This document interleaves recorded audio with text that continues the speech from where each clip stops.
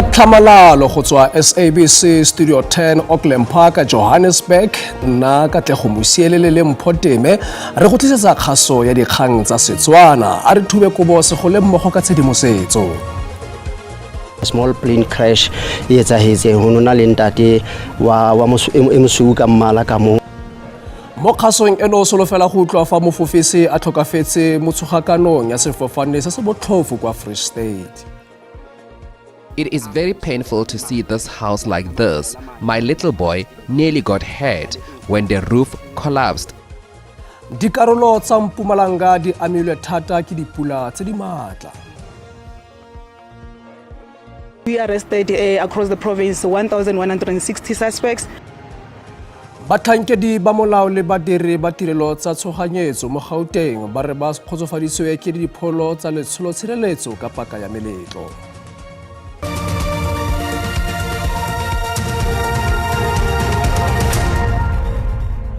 Mogaetso ngwaga o moswa madume tsa segonjono re di simolla ka gore mofofisi o tlhokafetse go latela go sogakana ga sefofane se se botlhoswana kwa borwa jwa Bloemfontein kwa Free State.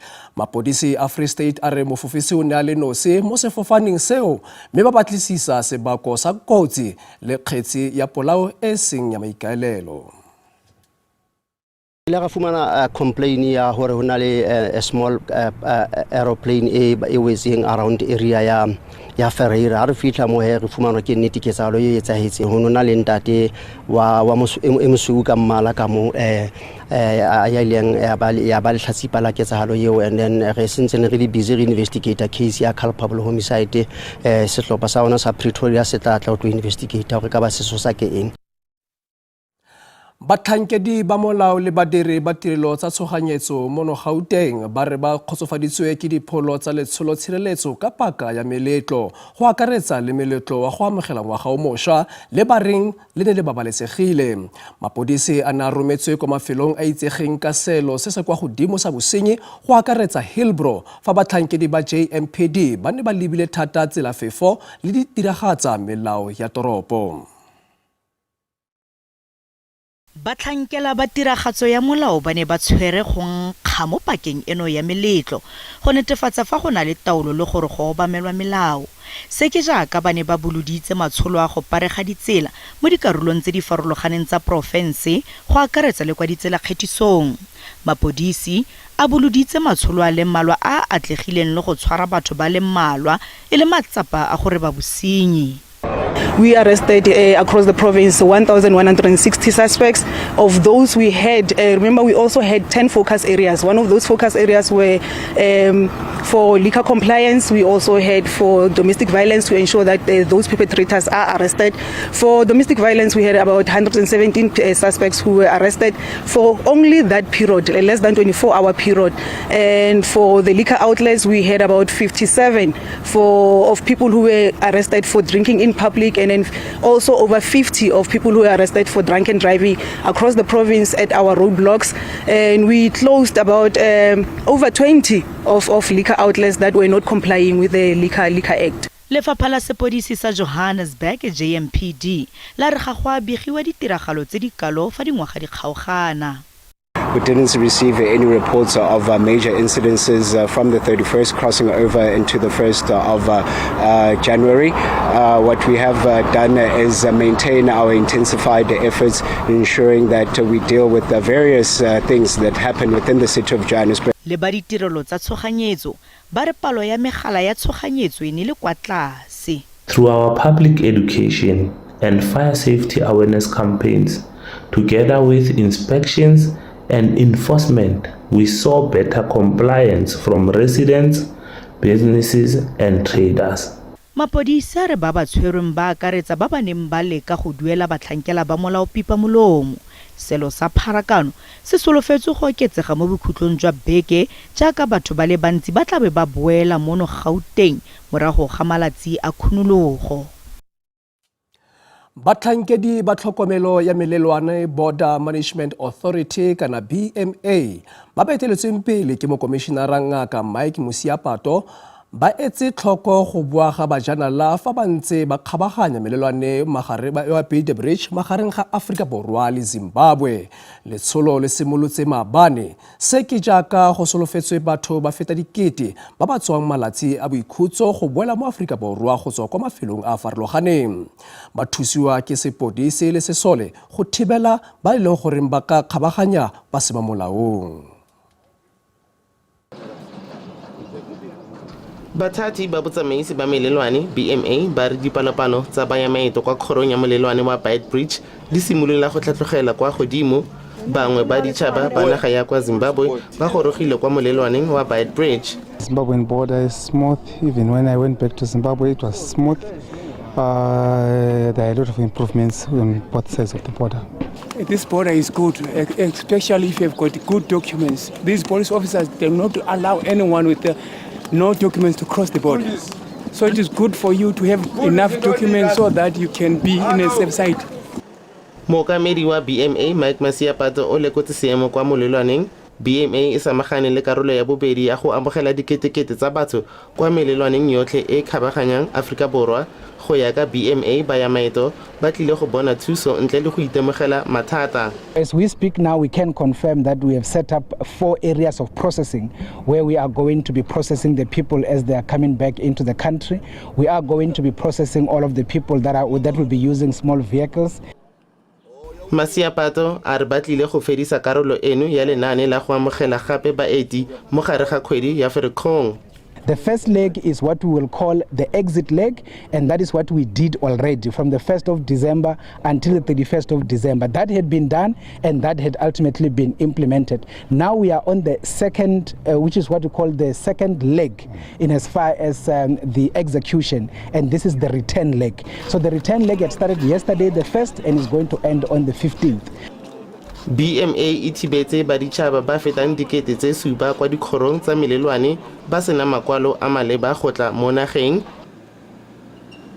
Ke Katlego wa dikgang tsa SABC Bay Bridge.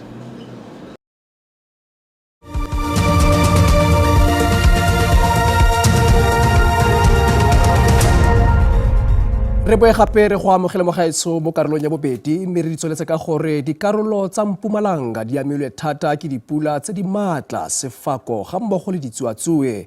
Matlo a le lekgwafeta lekgolo a senyegile kwa dikarolong di le mmalwa tsa Mbombela. Masepala wa sedika sa Ehlanzeni o tlhatlhoba ditshenyegelo jaaka mafaratlhatlha a akaretsang matlo, ditsela le masimo a senyegile.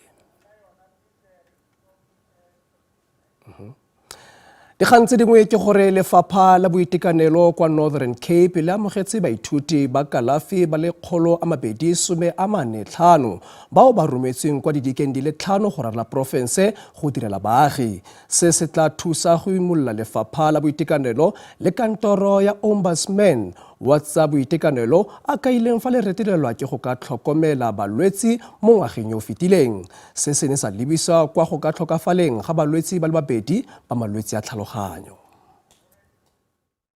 Lefapha la boitekanelo kwa Northern Cape le ntse le kgadiwa thata ka ntlha ya thebolelo e bokoa ya ditirelo tsa boitekanelo go ralala porofense. Lefapha la re lena le tsholofelo ya gore dialogane tse di sa tswang go thapiwa ke lefapha jaaka baithuti ba kwa tirong kana di-interns di tla tokafatsa maemo ano mo ntlheng eno. We have the allied health professionals, physiotherapists, dietitians, occupational health therapists, radiographers, and some medical doctors and nurses. Go dira kwa ntle ga ditoropo tse dikgolo go tlile go nna kgwetlho go bangwe ba dialogano tseno le badiri ba professionale. Gape se e ka nna tšhono ya maitemogelo a mašwa a ba ka ithutang thata mo go ona. Aneka 7 Star ke mongwe wa bone mme o itumeletse tšhono eno. My role as a speech therapist will then be to restore any communication breakdowns, and I will also have a part in feeding and swallowing. Yasin Phaka fela jaaka 7 Star o tswa kwa Cape Town. A re o batla go le re diphetogo mo lephateng la gagwe ebile o batla le go thusa baagi. I think it would be to try and help more patients and provide them with pain relief And also at my hospital at Galasheri, unfortunately, there's not a lot of resources. So that's something that I would like to, change a bit, try and bring about more change, I think, because we're definitely in need of more resources. I think that's the most important thing. Setlhopha seno se tla simolola tiro ka bonako jo bo kgonagalang kwa mafelong a farologaneng a dithutego tsa bona. Tla re boele kwa kgang ele ya ditsuatsue tsa Mpumalanga, matlo a feta 100 a senyegile kwa dikarolong di le mmalwa tsa Mbombela. Masepala wa Sedika sa Ehlanzeni a re matlo le ditsela le masimo di senyegile. Tshimologo e le tobo ya ngwaga go baagi ba motse setoropo wa Pinar. Se ke jaaka setsuatsue se se matla se bakile tshenyo e seng kana ka sepe le go tlogela matlo a phutlhame le tshenyego ya dithoto tse di akaretsang furniture le dijo. Lelapa le wetswe ke leru gabedi. Letsatsi pele ga ngwaga o mošwa, marulelo a ntlo ya bone a na rutlumologa, mme ka letsatsi la ntlha la ngwaga o mošwa, diphefo tse di matla di ne tsa padimola le go etegetsa tshenyo. Mong wa lelapa o mo khutsafalong. I don't have money to even go and rent a room for a night as they need cash up front. Ntlo nngwe e ne ya senyega fa setsuatsue se digela letlapa le bontlhabongwe ba marulelo mo teng ga ntlo. I am unemployed and I won't be able to fix this house. There's water everywhere. Everything is damaged. I'm pleading with authorities to help fix my house. Kwa dikarolong dingwe tsa motse setoropo o, ntlo e phutlhame fa beng ba yona ba santse ba le kwa malatsing a boikhutso, mme se se tlogetse dilwana tsa bona di le mo pepeneneng, bobotlana jo bo setseng bo tlhokometse ke ntja. Mafaratlhatlha a ditsela le ona a megile. Masepala wa Sedika wa Ehlanzeni o kwa lefelong leo go sekaseka tshenyo le go kokoanya dipegelo go bona gore ke thuso efe e tlhokegang. Our team is assembled and they are on the ground. They're actually putting a data together to find out exactly what might have happened and what damages are there. And that will actually examine even the relief material that they must provide. Khabagare go begilwe tshenyo e anameng kwa kgaolong ya Mpumalanga Highveld. Dipula tsa sefako le ditsuatsue di sentse magae, dipolase le masimo. Bothati bo ikuetse go baagi le bakgweetsi go nna ba ntshitse matlho dinameng ka ntlha ya fa go santse go bonelwa pele pula e ntsi go ralala le province. Parlamente ya re konoseditse 2025 ene na le dikgwetlho mme e supile go gagamadiwa ga matsholo a boela tlhoko le lenane tema e tlhanaselang ya dikokoano go utlhamaga jaaka dintlha tse di botlhokwa tsa ngwaga. Mo gareng ga diphetogo tseo ke phetogo e kgolo ya ka fa kantoro ya mopresidente e tlile go ka lejwa ka leitlho le le ntšhotšho ka gona go simologa monongwaga go ya pele. Parlamente ya re batlhami ba molao ba nnile le phitlhelelo e botlhokwa ya setheo kwa bokhutlong jwa ngwaga o fetileng ka go amogela melao e mešwa e matlafatsang tlhokomelo kwa maemong a kwa godimo a puso.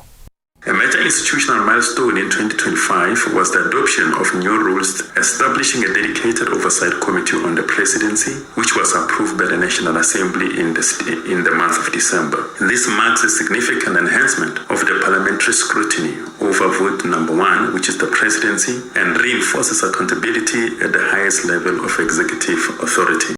Ntle le diphetogo tsa tlhokomelo, parlamente ya re ngwaga o fetileng o ne o na le ditiragalo di le dintsi tsa go tlhamiwa ga melao. E ne ya dira molao wa maitlhomo a ona e leng go sireletsa baagi ba ba amegang bonolo, go laola maphata a botlhokwa le go tshegetsa ikonomi ga mmogo le tsepamiso ya energy. Among the key laws processed were the Older Persons Amendment Bill, which strengthens protections for senior citizens. The other one being the Economic Regulation of Transport Bill, aimed at improving fairness and efficiency in the transport sector, as well as the ESCOM Debt Relief Amendment Bill, which is supporting the stabilization of the electricity supply and broader economic recovery. Mo godimo ga foo, ya re go rwala maikarabelo go atolositswe go feta melao e mešwa, mme maloko a parlamente a matlafatsa tlhokomelo ya bokhuduthamaga ka dipotso di le dintsi kwa maphateng a le mabedi a parlamente. Members posed 7,987 questions to the executive, and this includes 7,432 written and 555 oral questions. In the National Council of Provinces, Members asked 1,336 questions, which comprises of 1,168 written and 168 oral questions.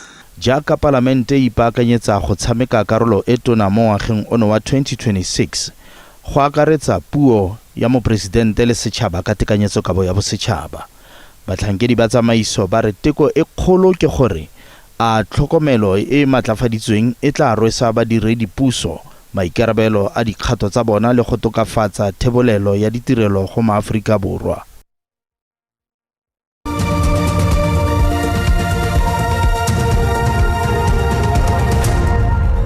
Re go amogela mogaetso mo karolong ya bofelo mme re lebetsa boditšhabatšhaba ka gore babatlisisi ba tsweletse go ka supa ba tswa setlhabelo ba molelo wa letsatsi la ngwaga o mošwa kwa bareng kwa lefelo la borobasogo la Swiss Ski Resort.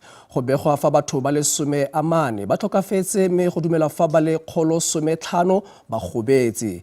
Dinaga di le mmalwa tsa Europa di tsweletse go ka abela bothati jwa SIS ka thuso e tlhokegang. Mokuruthamaga wa dipuso selegae le merero ya setso kwa Mpumalanga yo gape e le mothei wa Speed Mashilo Foundation e leng Speed Mashilo a re maitlhomo magolo a moletlo wa ngwaga le ngwaga wa ditrupa ke go ntsha bana kwa mebileng le go ka ba rotloetsa go dira tiro ya bona ya sekolo. A re bontsi jwa badiragatsi bao leng barutwa ba matriki ba batlileng go ka tlhoka madi a go ka ikwadisa dithuto tsa diyunibesithi fa gautshwane. Setheo sentse se etletse moletlo ono yo gape go somarelang meetlo le setso go tloga ka ngwaga wa 2015. Ditlhopha tse di farologaneng tsa diturupa di simolotse letsatsi ka ditiragatso tse dintle tsa metantsho.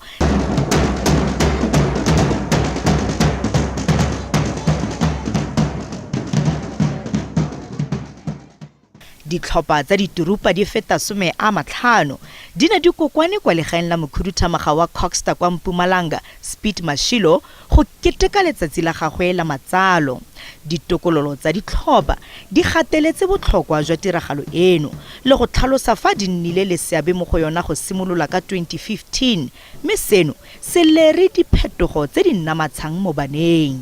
Trupa wa tsa ke therapy engwe bohlokwa ngwaneshu wa bona re bana ba ibile ba pere a go nwa leng tseleng. Trupa ke buse re ikgatetse yona ra irata trupa e tswa le botata gore mogolo a rena kwa morago tsego ke utlwa monate because ke tsa tsilelo pila la ditu re bitlilo celebrate ga ntate Mashilo re ba tlo utlwa monate fela re celebrate re no utlwa monate re bontshe batho ba bang ba se ba go tshwana le reno re trupa ke nto e bya. Mashilo a re maikaelelo a keteko ya letsatsi la gagwe la matsalo ka mokgwa ono ke go ntsha bana kwa mebileng le go ba rotloetsa go nna le seabe mo ditiragalong tse di nang le mosola. The motivation, one, is to make sure that the kids are out of the street, out of the tavern. Two, we prepare them in terms of giving them a message. Those who are writing examination, they might not have passed, some of them. It's not the end of the day. It's the try, it's the beginning. We are assisting them to go and study further. Setheo sa Speed Mashilo se ikaeletse go ema nokeng bana ba ba sa itsholelang ka moletlo ono wa ngwaga le ngwaga wa diturupa jaaka o fitlheletse sengwe se segolo go gaisa sa go bona ditlhopha di feta 50 di tsa karolo. Mothoetso dindile kalo tsa thapama eno ga jana ke go tlogela ka ponelapele ya maemo a bosa. Go fitla gape re kopana mo nakong e tlang le mo ngwageng ono montshwa wa 2026 re santse re re phiri o rile ga bosegangwe.